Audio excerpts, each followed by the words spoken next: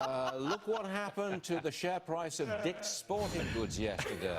Sales dropped, and so did the stock, because of a recent change in their gun policy. Can't buy a gun at Dick's Sporting Goods if you're under 21, and you can't buy an assault rifle either.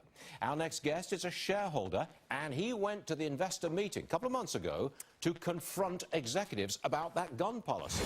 David Almasi is with us. David, thanks for coming on the show. I want you to tell us what happened at that shareholder meeting.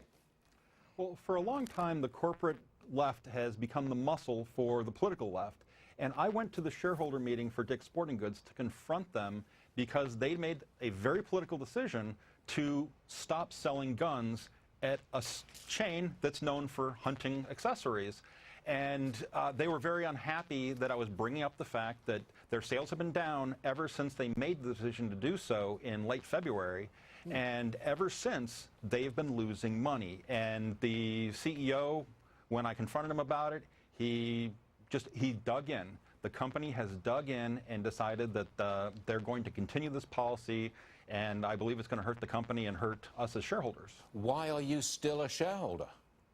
Well, we need a voice in the company, and if our free enterprise project didn't go to companies like United Airlines and Bank of America and Dick's Sporting Goods and stood up for the Second Amendment, no one else would. I was the only person at that meeting who stood up for the rights of gun owners and the rights of shareholders who support the idea that the sporting goods store should be selling guns. What was the reaction amongst other shareholders at that meeting and the CEO? I mean, you were confronting this, folks. What was the reaction?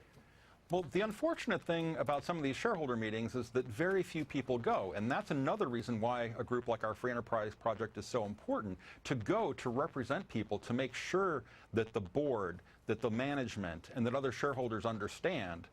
So it's good that we were there to make sure that opinion got across. But as far as the management, like I said, they dug their heels in. This is a political decision straight from the top, and the CEO, Ed Stack, very nice guy, but he's dug his heels in, and there's no way that this chain is going to get out of it. And unfortunately, they're going to have to ride this down because they've had three earnings calls now where they've said this has hurt their business, but they're not going to make any ways changing it. And so it's up to people like us to make sure that they understand that there is a political cost to this from conservatives, from Second Amendment advocates, that this store can't be a political tool. It should be a tool for consumers. Just out of interest, David, what do you make of the social networks who I believe are screening out conservative opinion, and the president has called them on it?